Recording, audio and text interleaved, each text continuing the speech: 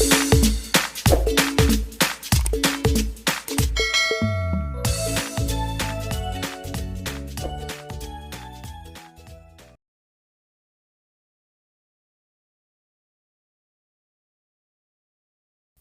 anak-anak hebat semua, apa kabarnya hari ini?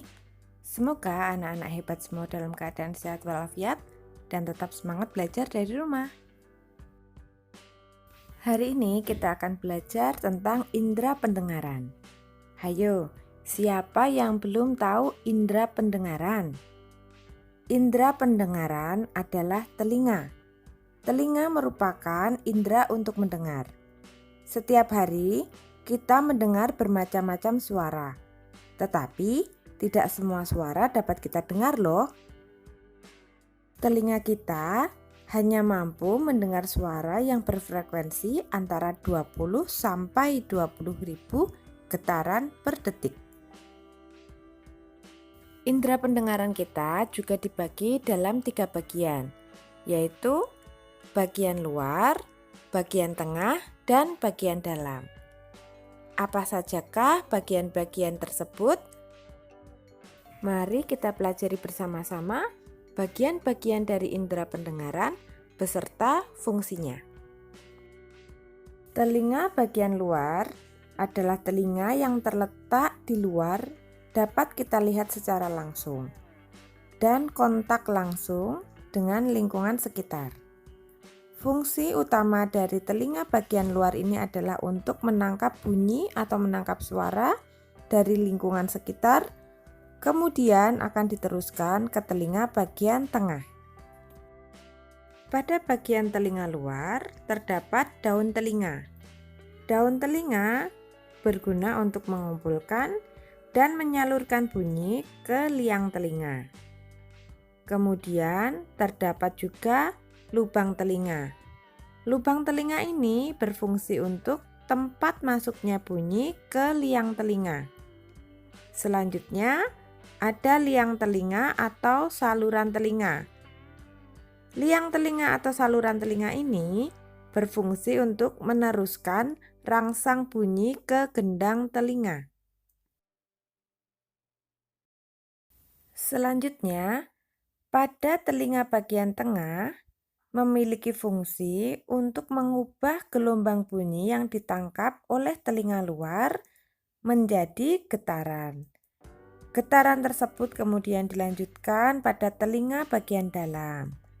Telinga bagian tengah terdiri dari beberapa bagian, di antaranya yaitu gendang telinga.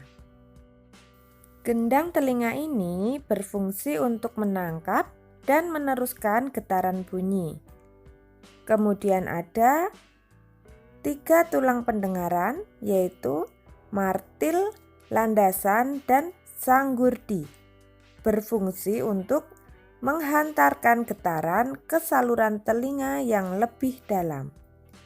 Kemudian juga ada saluran eustachius. Saluran ini berfungsi untuk menghubungkan rongga mulut dengan telinga dalam dan mengatur keseimbangan tekanan udara. Berikutnya adalah telinga bagian dalam. Telinga bagian dalam adalah pusat kendali dari indera pendengaran kita. Fungsi telinga bagian dalam adalah untuk mengubah getaran dari telinga dalam menjadi impuls listrik dan meneruskannya melalui syaraf-syaraf menuju ke otak. Pada telinga bagian dalam terdiri dari beberapa struktur. Di antaranya ada 3 saluran setengah lingkaran yang fungsinya untuk menjaga keseimbangan tubuh. Kemudian ada rumah siput atau koklea yang fungsinya untuk mengubah getaran menjadi rangsang dan meneruskannya ke syaraf pendengaran.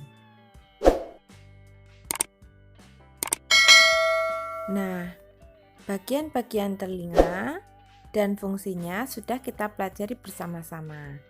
Selanjutnya kita akan mempelajari cara kerja telinga.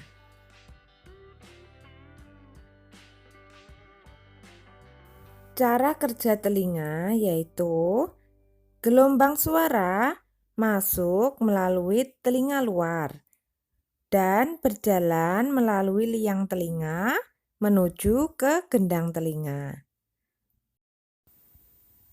Gendang telinga bergetar karena masuknya suara dan mengirim getaran ke 3 tulang kecil pendengaran yang ada di dalam telinga tengah. Tulang pendengaran sanggurdi mengirim getaran suara ke telinga bagian dalam, yaitu ke rumah siput.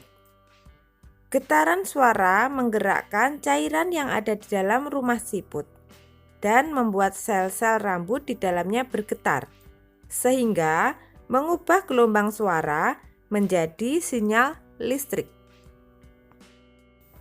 Sinyal listrik tersebut kemudian diteruskan oleh syaraf pendengaran menuju ke otak.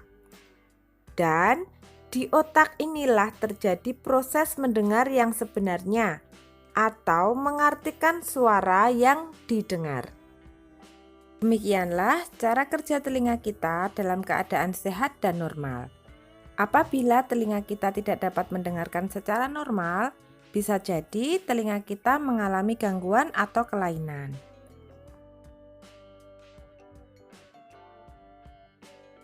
Nah, agar kita dapat mengetahui kondisi kesehatan telinga kita juga harus paham dengan kelainan-kelainan yang ada pada telinga.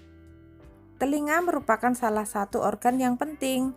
Sebagai organ tubuh yang lemah, telinga bisa mengalami kelainan maupun terserang penyakit.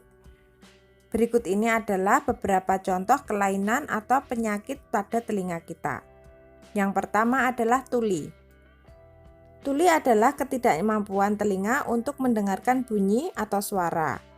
Tuli dapat disebabkan oleh adanya kerusakan pada gendang telinga, tersumbatnya ruang telinga, atau rusaknya saraf pendengaran. Pada orang yang telah berusia lanjut, ketulian biasanya disebabkan oleh kakunya gendang telinga dan kurang baiknya hubungan antara tulang pendengaran. Kelainan telinga yang berikutnya yaitu keluarnya cairan berbau busuk dari telinga. Penyakit ini biasanya disebabkan oleh infeksi pada bagian telinga yang tersembunyi di tengah-tengah atau pada bagian dalam. Infeksi ini disebabkan oleh bakteri. Selanjutnya yang ketiga adalah otitis. Otitis yaitu infeksi telinga yang disebabkan oleh bakteri. Otitis di telinga dalam menyebabkan pembengkakan berwarna merah, perih, dan badan menjadi demam. Kelainan telinga yang berikutnya adalah otomikosis. Otomikosis yaitu infeksi saluran pendengaran di bagian luar yang disebabkan oleh jamur. Otomikosis biasanya terjadi di daerah tropis seperti Indonesia. Dan yang terakhir ada otosklerosis. Otosklerosis yaitu kelainan yang terjadi pada bagian tulang-tulang pendengaran. Supaya telinga kita tetap terjaga kesehatannya, maka kita wajib untuk menjaga kesehatan telinga.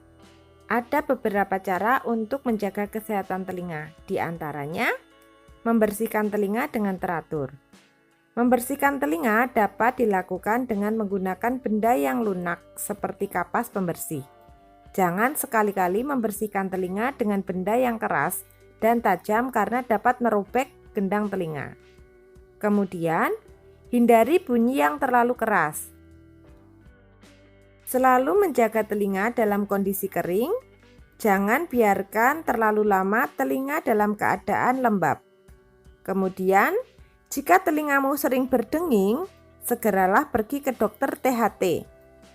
Telinga berdenging sering menjadi gejala awal penyakit tuli.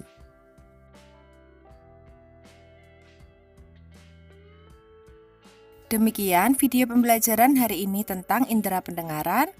Semoga video ini bermanfaat. Terima kasih sudah menyimak video ini dari awal sampai akhir. Jangan lupa untuk memberikan like, komen, dan subscribe, juga nyalakan tombol loncengnya supaya kalian tidak ketinggalan video-video terbaru dari saya. Jangan lupa juga untuk terus menerapkan protokol kesehatan, mencuci tangan dengan sabun, memakai masker, dan menjaga jarak. Semoga kalian semua terhindar dari bahaya virus corona. Sampai jumpa pada video berikutnya dan dadah!